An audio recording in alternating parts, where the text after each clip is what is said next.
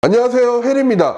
저번 주 영상에서 지금 당장 워킹홀리데이를 가야 되는 이유에 대한 이야기를 드렸죠. 현재 상황에서 기존과 비교했을 때 어려운 점은 뭐가 있을까? 내가 더 준비해야 되는 건 무엇이 있을까? 이것에 대한 이야기를 지금부터 한번 시작해 보도록 하겠습니다. 자, 첫 번째는요, 환율이 기존보다 높습니다. 여러분들이 워킹홀리데이 국가를 선정했을 때 그 나라로 가기 위해서 비자 신청도 해야 되죠. 현재 숙소도 구해야 되고요. 어떤 프로그램을 이용할 수도 있고요.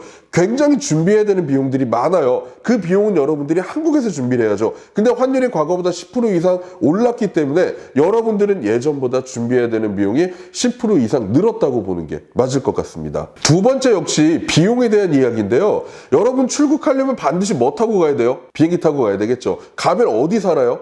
집에 살아야 되겠죠. 이 두 가지 비용이 과거보다 확실히 높습니다. 단순하게 시간의 흐름이나 환율 때문에 비용이 높은 게 아니고요. 현재 상황 자체가 집값이나 항공요금을 굉장히 높게 만들어 놨는데요.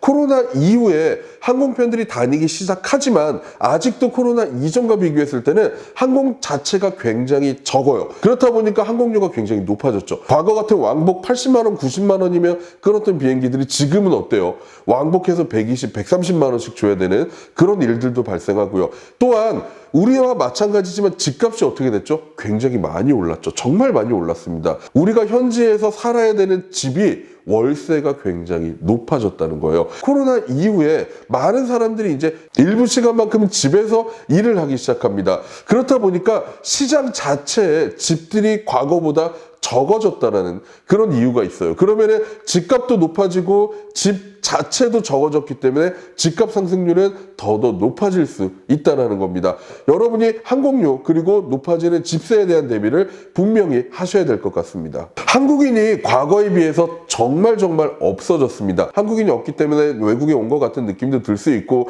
한국말 안 쓰고 영어를 많이 배울 수 있다는 장점도 있겠지만 하지만 돈이나 일자리를 위해서 많은 준비하지 않고 그냥 출국하는 친구들도 굉장히 많죠. 이 친구들이 출국했는데 모르는 게 있어요. 그러면 구글이나 이런 걸 찾아보긴 어려움을 느낍니다. 대부분 뭐 하죠? 유튜브를 보거나 네이버 블로그를 찾아봐요. 그런 거 열심히 검색을 해서 갑니다. 하지만 그때 당시 정보와 지금 달라진 게 정말 많습니다. 왜 그러냐? 워킹홀리데이로 진짜 많이 출국할 때는요 1년에 6, 7만 명씩 출국을 했어요. 그렇다 보니까 거기서 쓰는 사람들의 글들이나 거기서 찍는 사람들의 영상들이 정말 폭발적으로 늘어나서 많이 노출돼 있고 현재도 워킹홀리데이 검색하면 그 당시에 코로나 이전에 썼던 글들이나 영상들이 지금도 많이 있단 말이에요. 우리가 지금 가는 사람들은 사람들이 없다 보니까 글 쓰는 사람들도 예전보다 많이 없고 영상을 찍는 사람들도 많이 없어요. 그러다 보니까 정보가 굉장히 제한적이죠. 그러면 처음에 정착하고 여러분들이 모르는 걸 찾을 때 더 많은 시간을 허비할 수 있다는 거, 이것도 지금 여러분들이 출국을 고민하신다면 분명히 생각해야 될